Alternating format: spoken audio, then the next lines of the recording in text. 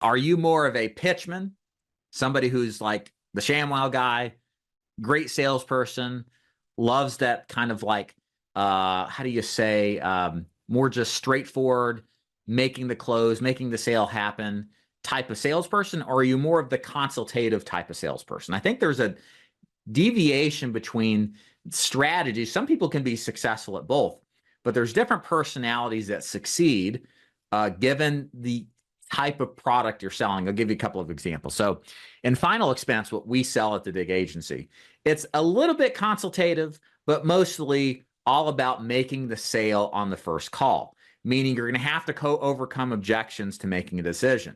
You're going to have to overcome objections on the front end of the phone call. You're going to have to be good and thinking on your feet, which is all stuff that you can train, but you have to be comfortable with that approach and getting the sale on the first call, because as we discover as final expense agents, if you don't make the sale on the first call, you never do 99% of the time. But some people aren't built like that. They are more of what I would call a consultative salesperson. They like to do more fact finding. They like to dig in to see what the client circumstances are and then make a recommendation that's more based off of the information and facts they discover, and maybe are okay with a multi-step process to getting it done and may not be as strong on the close. Again, this isn't an either or circumstance. You could definitely be both. But what I find is that products that are a little bit more complicated are more consultative. The sales, I think, that are more successful are based more on the consultative side.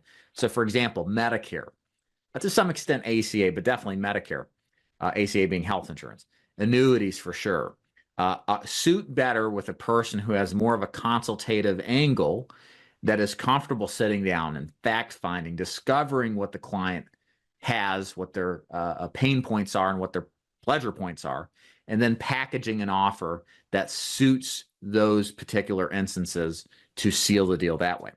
So again, the more consultative it has to be, in my experience, the more often it is a product that is a multi-step sales process like an annuity, or is more of a residual-based product that relies on continuity in order to be paid the most. So keep that in mind. But again, you can do both. I know we sell or teach a kind of consultative approach. It's very minority consultative, meaning it's not like all consultative. There's definitely salesmanship in it to convince somebody to buy, much more so than the consultative side. So they can be both.